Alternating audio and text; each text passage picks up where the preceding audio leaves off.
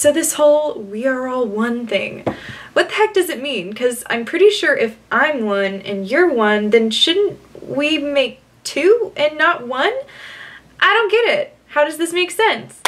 If this is something you're interested in learning about, then stick around. So without further ado, let's get started. Alright, so I'm just gonna get right to it and just hit you straight with the definition. How about that? Make it real simple today.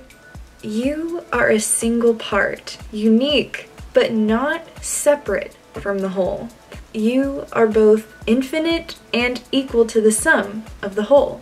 Alright, so I think we're done here. I think that really explains everything. Go ahead and roll the credits, I say. Not so fast. I'm gonna break it down really simply for you guys. First of all, when I first heard this concept of you are all one, what it's referring to is our relation to the rest of the universe. You as a unique individual soul and how you connect to the rest of the universe. And not just people around you, but your environment, even the inanimate objects around you, even the stuff you don't like. When I first started to try and understand how I was connected to everything, I noticed a lot of the ways a lot of philosophers and traditional religions explain it kind of imply that our complete sense of individuality is nothing more than a byproduct of the human experience.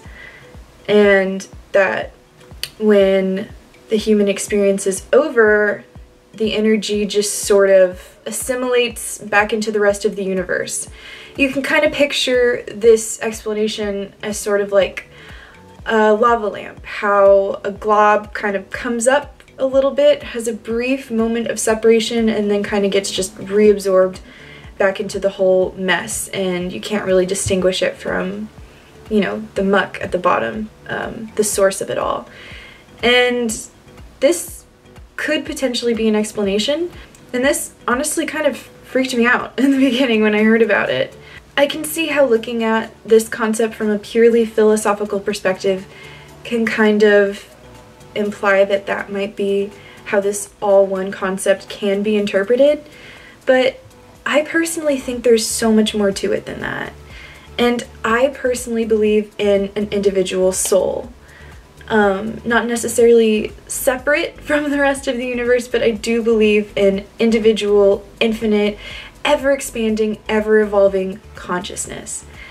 And so to better understand this you are one concept, rather than thinking of it with the lava lamp analogy, kind of start to think of it like this. When I contemplate what it means to be all one, I consider the human body, the human anatomy, to be sort of a microcosm, or kind of what you'd see if you looked under a microscope version of how our reality operates, the one that me and you right here are interacting on. I kind of think that the principles that govern that microcosmic, microscopic world translate directly into our reality, and those same principles then govern our reality as well. And so given that understanding, if you look at me right now, I look like just one thing, right? That's how it appears in our version of reality. But if you took a microscope and zoomed in, you'd find countless millions, maybe even infinite cells that make up me, that make up one whole. And I think this is sort of a microcosm for how we as human beings make up the entirety of the universe. So space and distance, instead of separating us like we're so often used to thinking, it's actually the thing that connects us. It's more like the membrane that we communicate between. We are like single cells in the body of the universe, or God, if you want to look at it from a more religious perspective. In fact, I think that kind of might be more along the lines of what it's meant by man was made in the image of God. Rather than God being some literal man up in the sky that is an exact mirror replica of us, maybe just like God, we are an individual made up of infinite parts. But even if you don't necessarily feel connected to all the stuff around you, you are. We're not only connected by our similarities, but also our differences. So sometimes when we see someone interested in the same things we're interested in, this is kind of how we form friendships. And this is what we consider a connection.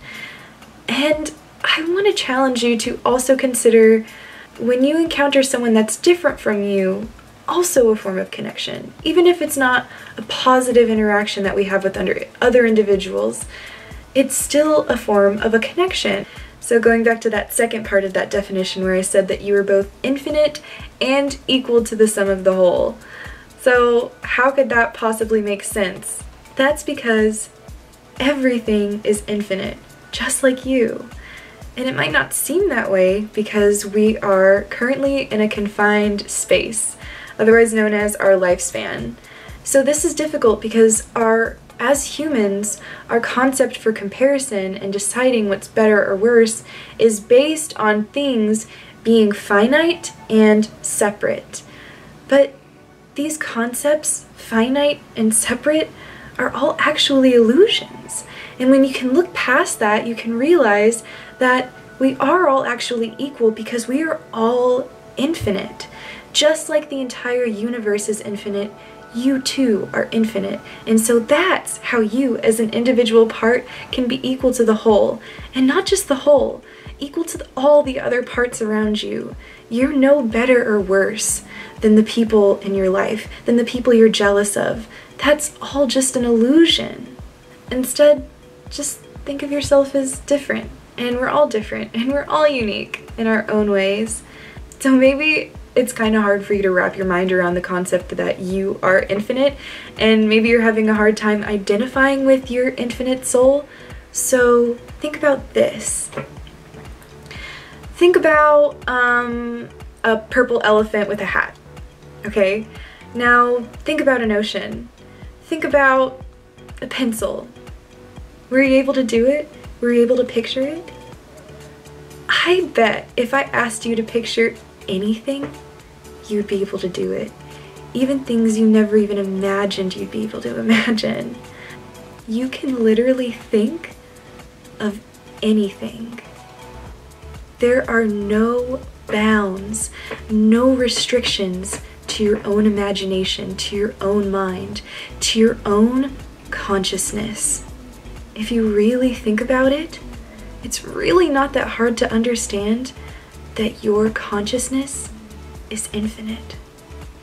Great, so now that we all kind of get an idea of what it feels like to be infinite, what could it possibly feel like to be all one with the entire universe? So I want to give you a little bit more of an elaborate example and why it's important to think like this, because it changes the way you interact with your fellow human beings and the earth, our ecosystem that we all share.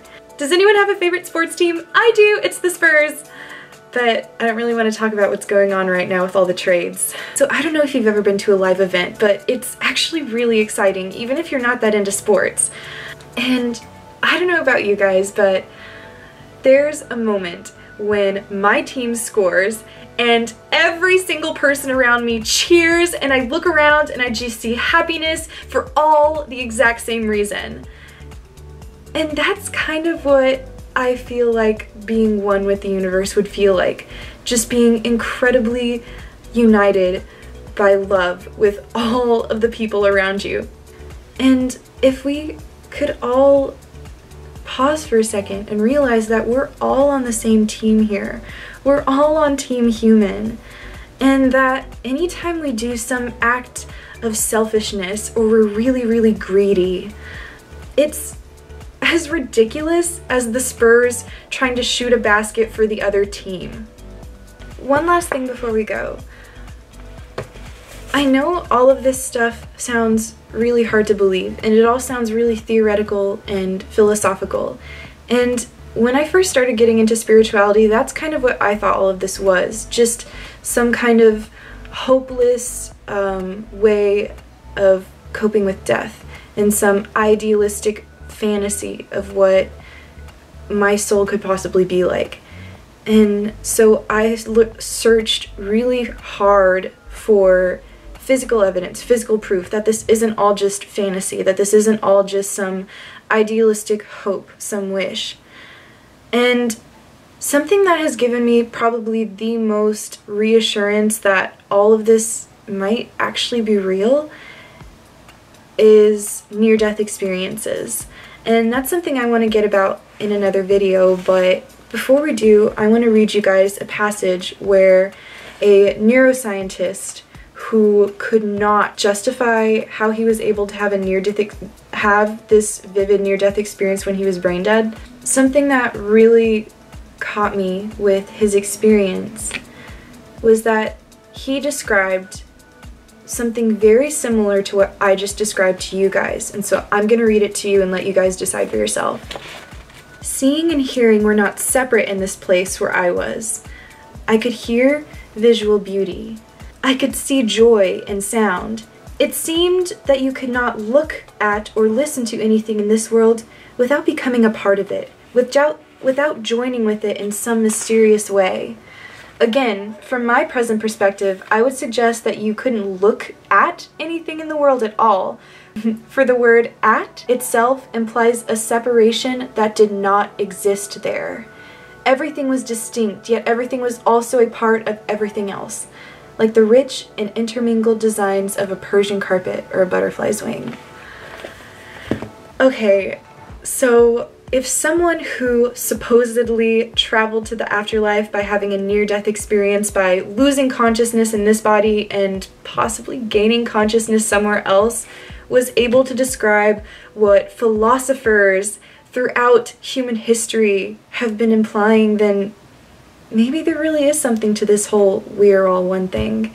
And if you guys are interested in learning more about near-death experiences, which really have been the most proof for all of this spiritual stuff that I'm always talking about, then go ahead and like and subscribe, and guys, it's time to wake up. What do I mean by reality?